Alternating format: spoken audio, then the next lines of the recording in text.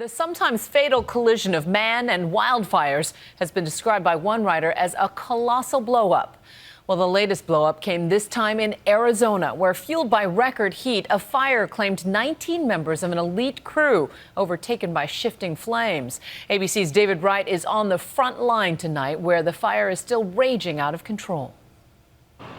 The 4th of July is fast approaching, but the flags today in Prescott, Arizona, hung from the chain-link fence of the Firefighters parking lot. The closest thing to a parade, a somber caravan carrying bodies out of the blaze. Members of an elite Arizona firefighting crew known as the Granite Mountain Hotshots, who perished this weekend in the Yarnell Hill fire. I just can't even imagine how the families and the friends that knew these individuals feel. It just is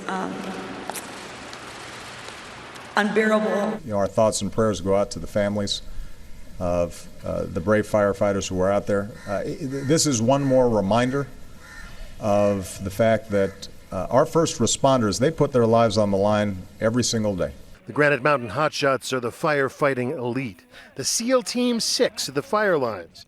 These young men, seen here in a training video, were trained to go to the hottest spot of the wildfires and tame them by brute force. These people keep themselves in exceptional condition. They have considerable weight to carry, and they can walk miles to get into strategic locations. Oftentimes they'll sleep on the ground. Tonight, we learned all of their names, their next of kin having now absorbed the terrible news.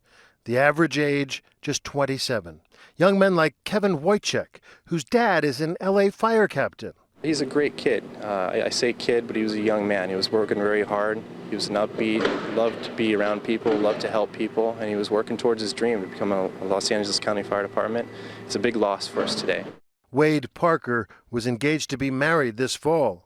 Sean Meisner's wife is pregnant. Andrew Ashcraft has 4 little kids. Our oldest is struggling a lot, and sorry, I want them to be like their dad. We have 3 boys and 1 girl, and he loved them, and now it's my job for them to know how much he loved them. Tonight, his wife is doing her best to keep strong for their kids. He's the best person I've ever met, and he gave all for his job, and it doesn't even compare to what he gave to his family. So, and they were all like that. They're heroes. The nightmare began Friday evening when lightning ignited the dry brush a mile or so from Yarnell, Arizona, about 90 miles northwest of Phoenix. A perfect storm of brush dry as tinder, high winds, and a heat wave, triple-digit heat. By Saturday, the hotshots were out on the fire lines, trying to block a blaze now threatening 500 homes. By Sunday, the fire consumed at least 2,000 acres, whipped along by winds dramatically evident in this time-lapse footage. What the hotshots clearly didn't expect was a shift in the wind. Suddenly, they found themselves cornered. With no escape, their only hope, the emergency shelters the firefighters have nicknamed shake and bake tents. ABC's Ginger Z explains how they work. David, this is just like the fire shelter that those hotshots would have used inside that fire. I want to show you what it's made of. We cut it open here. You've got fiberglass insulation that is sandwiched by aluminum foil laminated onto cloth. It was their last best hope. A flimsy piece of fabric, just a bit bigger than a sleeping bag.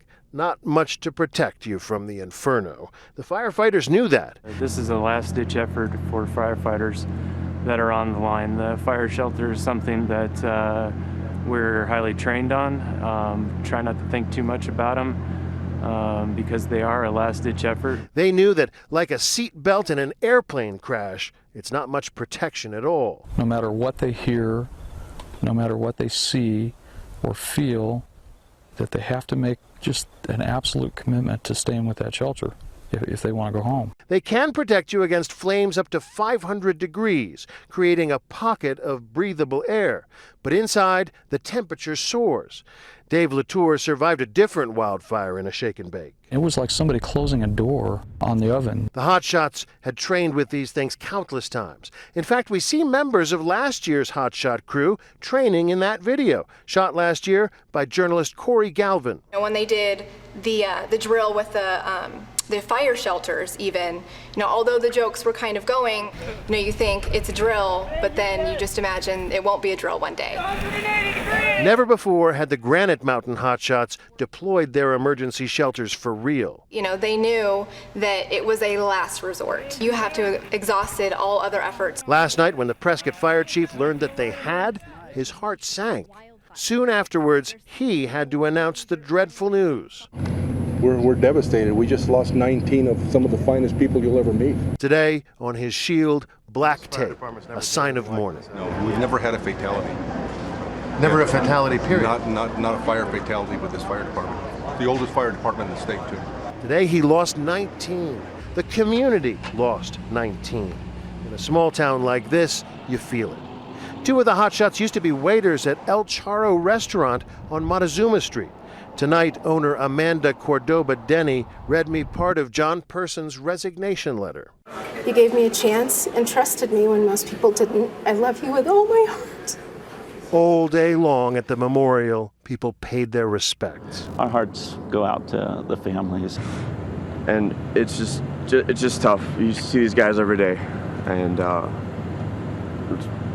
want the community, I want these guys to know their families. We support them. Everybody knows somebody that was lost. My condolences. Tonight, as the Arizona Diamondbacks played the New York Mets, a jersey hung over the dugout, number 19, with the last name Yarnell. Here in Prescott, at the first of several memorial services, grown men wept for their fallen friends. No, the 4th of July won't be the same this year.